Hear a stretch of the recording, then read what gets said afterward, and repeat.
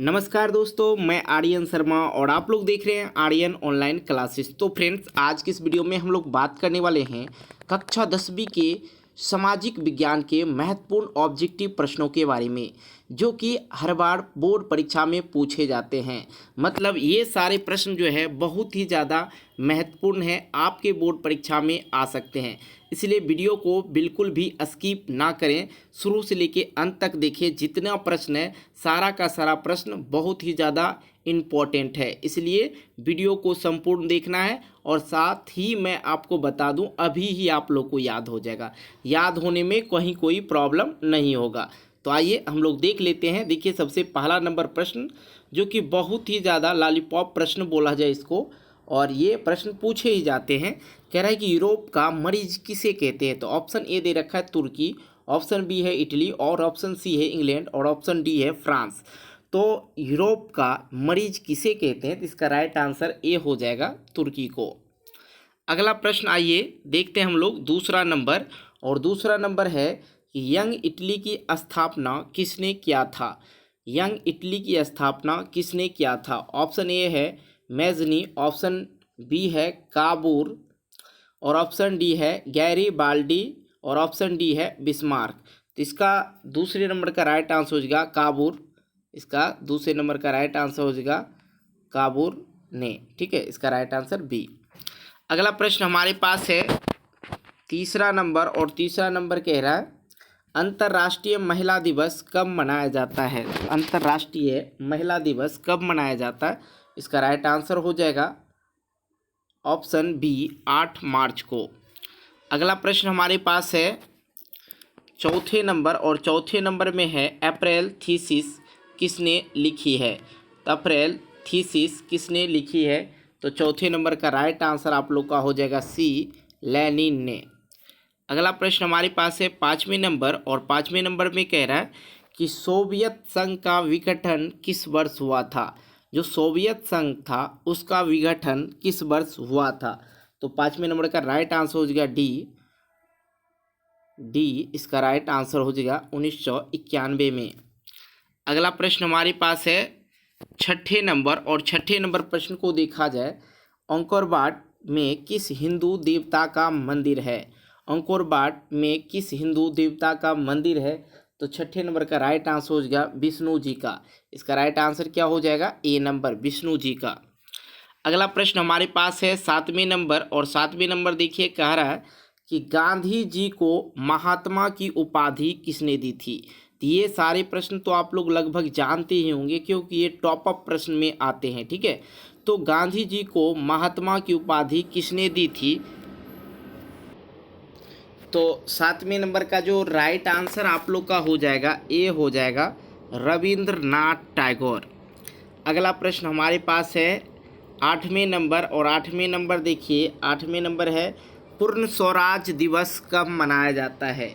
पूर्ण स्वराज दिवस कब मनाया जाता है, इसका राइट आंसर आप लोग का हो जाएगा ए, 26 जनवरी 1930 में। पूर्ण स्वराज दिवस कब मनाया जाता है, 26 जनवरी 1930 में। आइए अगला प्रश्न को हम लोग देखते हैं।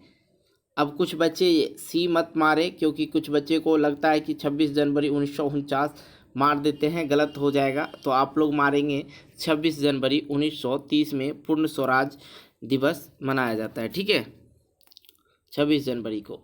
अगला प्रश्न है बहुत ही बढ़िया प्रश्न है, हीराकुंड परियोजना है। तो हीराकुंड परियोजना किससे संबंधित है, इस प्रकार भी प्रश्न पूछे जा सकते हैं। जो हीराकुंड परियोजना है वो महानदी परियोजना में आते हैं, महानदी परियोजना में आते हैं। अगला प्रश्न हमारे पास है 10वें नंबर, और 10वें नंबर जो है देखिए यहाँ पे कह रहा है गुरु गोविंद सिंह का जन्म किस नगर में हुआ था। यहाँ पे मर लिखा गया है, तो इसको इग्नोर करेंगे। ठीक है, यहाँ पे क्या होना चाहिए, गुरु गोविंद सिंह का जन्म किस नगर में हुआ था। तो ऑप्शन ए है अमृतसर, ऑप्शन बी है पटना, ऑप्शन सी है लाहौर, और ऑप्शन डी है इलाहाबाद। तो इसमें से देखिए नगर जो है सिर्फ पटना ही है, तो इसका जो राइट आंसर हो जाएगा बी ही हो जाएगा। गुरु गोविंद सिंह का जन्म पटना में ही हुआ था, और गुरुद्वारा भी है। तो जो पटना से होंगे, पटना के आजू बाजू से होंगे, वो जानते ही होंगे। अब देखिए ईस्ट इंडिया, और ईस्ट इंडिया से एक चीज़ और आ जाता है, ईस्ट इंडिया कंपनी की स्थापना कब हुआ था? तो आप लोग कहेंगे 1600 ईस्वी में। कौन सा ईस्वी में? 1600 ईस्वी में, ठीक है। और यहाँ पे प्रश्न क्या है कि ईस्ट इंडिया कंपनी भारत से अफीम का निर्यात किस देश को करता था? तो ईस्ट इंडिया कंपनी भारत से अफीम का निर्यात किस देश को करता था? तो 11 नंबर का जो आप लोग का राइट आंसर हो जाएगा वो हो जाएगा बी, मतलब चीन को।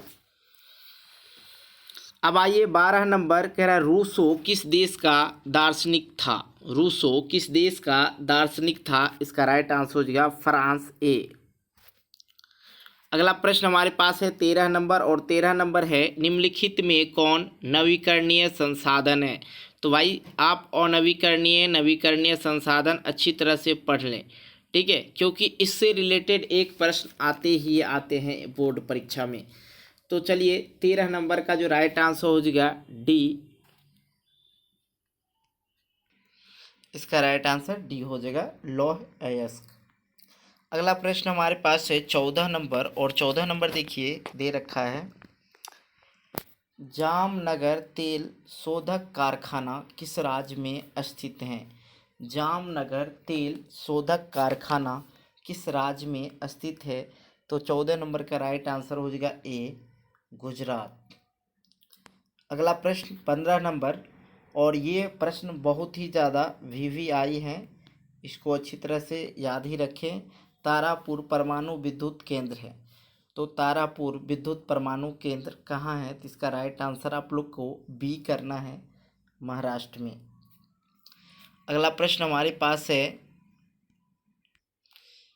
16 नंबर प्रश्न पे देखिए पर्यावरण संरक्षण हेतु पहला विश्व शिखर सम्मेलन कहाँ हुआ था?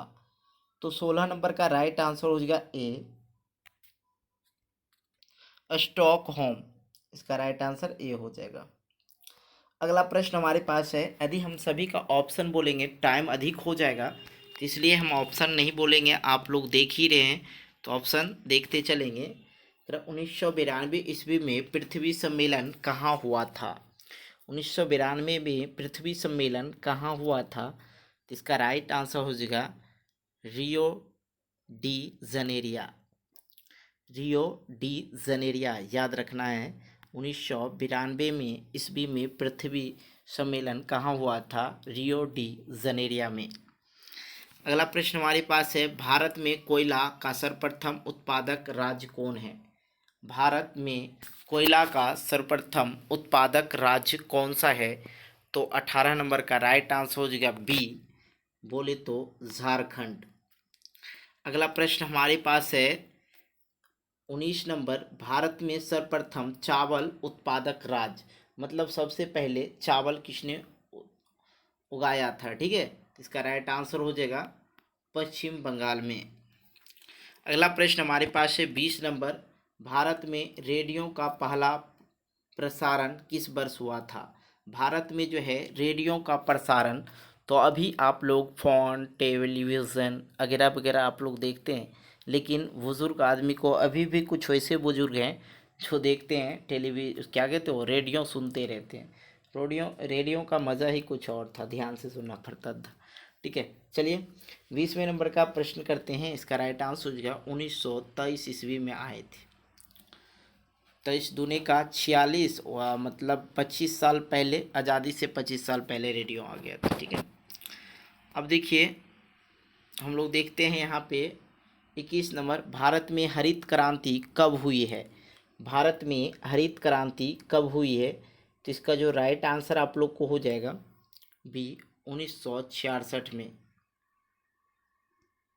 1966 से लेके 67 तक ये चला था, याद रखना है। 1966 में यदि पूछेगा भारत में हरित क्रांति कब शुरू हुआ तो 1966 में, और कब तक चला तो 1967 तक। अगला प्रश्न देखिए 22 नंबर, सूती कपड़ा उद्योग का कच्चा माल है, किसका कच्चा माल है? जूट का, कपास का, रेशम का, इनमें से कोई नहीं। ठीक है, अब देखिए सूती, जो सूती कपड़ा है कपड़ा उद्योग का कच्चा माल है, सूती कपड़ा उद्योग का कच्चा माल है।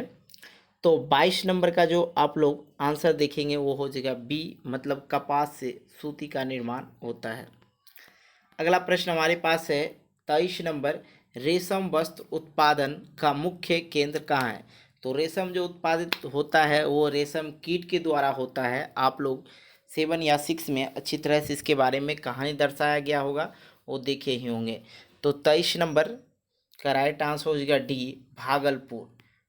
जो भागलपुर है रेशम वस्त्र उत्पादन का प्रमुख केंद्र है। ठीक है, देखिए बिहार में बोला जाए तो रेशम वस्त्र उत्पादन का प्रमुख केंद्र कौन सा है? तो बिहार में इस प्रश्नों के बारे में हम कुछ डिस्कस कर देते हैं। देखिए राज्य के अलग अलग जो राज्य हैं उसके अलग अलग रेशम केंद्र बने हुए हैं। ठीक है, जैसे यहाँ बिहार की बात करें तो बिहार में जो आप लोग को भागलपुर पड़ जाता है, और गुजरात में सूरत, काम्बे पड़ जाते हैं, और सारे जो स्टेट हैं, राज्य हैं, उसके अलग अलग केंद्र पड़ जाते हैं। तो लेकिन यहाँ पे रेशम वस्त्र उत्पादन का प्रमुख केंद्र सिर्फ ये सारे जो ऑप्शन हैं इसमें से सिर्फ भागलपुर ही सही है। ठीक है, तो इसका राइट आंसर डी हो जाएगा। अगला प्रश्न है उर्वरक कारखाना अवस्थित है? तो उर्वरक कारखाना अवस्थित है तो कहाँ में? इसका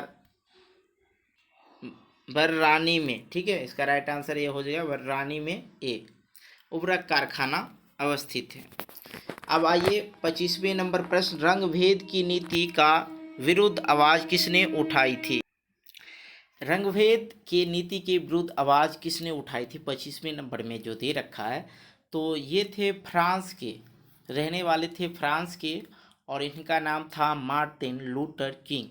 इसका राइट आंसर बी हो जाएगा। सबसे पहले मार्टिन लूथर किंग ही रंग भेद की नीति के विरुद्ध आवाज़ उठाई थी। ठीक है, आइए अगला प्रश्न हम लोग 26वें नंबर प्रश्न पे आए हैं और देखते हैं 26वें नंबर प्रश्न में क्या कह रहा है। 26वें नंबर प्रश्न में है धर्म को समुदाय का मुख्य आधार मानने वाले व्यक्ति को कहा जाता है। देखिए धर्म को समुदाय का मुख्य आधार मानने वाला व्यक्ति को क्या कहेंगे? अब यहाँ पे है जातिवादी, सांप्रदायिक, धर्मनिरपेक्ष, आदर्शवादी, क्या कहेंगे? ठीक है, 26 नंबर का, तो इसका राइट आंसर हो जाएगा सांप्रदायिक। इसका राइट आंसर बी हो जाएगा, सांप्रदायिक कहेंगे। ठीक है, जो धर्म को समुदाय का मुख्य आधार मानने वाले व्यक्ति को कहा जाता है, सांप्रदायिक कहा जाता है। ठीक है, और यहाँ पे जो आया है प्रश्न वो है 27वें नंबर, और 27वें नंबर में है भारत में राष्ट्रीय महिला आयोग अधिनियम कब पारित किया गया था, कब बना था, ये बोल सकते हैं। इस तरह से भी प्रश्न पूछे जा सकते हैं। 27 नंबर का जो राइट आंसर हो जाएगा डी, 1990 में। अगला प्रश्न हमारे पास है 28 नंबर, भारत में संविधान सभा का गठन कब हुआ था? तो 28 नंबर का राइट आंसर हो जाएगा ए, 1946 ईस्वी में। अगला प्रश्न हमारे पास है 29 नंबर, और 29 नंबर कह रहा है तेलंगाना राज्य का गठन कब हुआ था? तो इसका जो राइट आंसर हो जाएगा, तेलंगाना का जो है ये राज्य का गठन हुआ था 2 जून 2014 में। ठीक है, और तेलंगाना का भाषा दो है, तेलुगु और उर्दू वहाँ पे चलता है। ठीक है, राज्य भाषा वहाँ का तेलुगु और उर्दू है। जानकारी के लिए हम आपको बता रहे हैं। अब और सबसे लास्ट और सबसे ज़्यादा इम्पोर्टेंट प्रश्न है, चिपको आंदोलन की शुरुआत किस राज्य से हुई? तो फिर से आप लोग सुनेंगे, चिपको आंदोलन की शुरुआत किस राज्य से हुई? ठीक है, अब देखिए यहाँ पे ऑप्शन है ए झारखंड, ऑप्शन बी उत्तराखंड, और ऑप्शन डी सी जो है झारखंड, उत्तराखंड और राजस्थान। तो चिपको आंदोलन किस राज्य से शुरू हुआ था? तो आंसर हो जाएगा इसका उत्तराखंड। ठीक है, और यह भारत के उत्तराखंड राज्य तब उत्तर प्रदेश का भाग था। उत्तराखंड, ठीक है, भाग था। वहाँ पे किसानों ने वृक्षों की कटाई के विरोध करने के लिए ये किया था। वे राज्य के वन विभाग के ठेकेदारों द्वारा वनों की कटाई का विरोध कर रहे थे और उन पर अपना परंपरागत जो था अधिकार जता रहे थे। इस आंदोलन को तत्कालीन उत्तर प्रदेश के चमोली जो चमोली ज़िले में हुआ था और ये 1973 में प्रारंभ हुआ था। ठीक है, जानकारी के लिए सारी चीज़ और पूछे भी जाते हैं, इसलिए हमने इसको डिटेल से बोला कि सब्जेक्टिव प्रश्न में ये पूछे जाते हैं, इसलिए मैंने बता दिया। तो भाई वीडियो कैसा लगा आप हमें कमेंट के माध्यम से बता सकते हैं। और हाँ, आप लोग को कहीं कोई दिक्कत समस्या प्रॉब्लम किसी भी सब्जेक्ट में हो तो आप हमें कमेंट कर सकते हैं। साथ ही इस पीडीएफ का नोट्स आप लोग को हमारे टेलीग्राम चैनल का लिंक दे देंगे आपके वीडियो के नीचे डिस्क्रिप्शन बॉक्स में, वहाँ से टेलीग्राम ज्वाइन कर लीजिएगा, आप लोग को वहाँ से पीडीएफ मिलते रहेगा। ठीक है, तो तब तक के लिए बाय, जय हिंद, जय भारत, टेक केयर।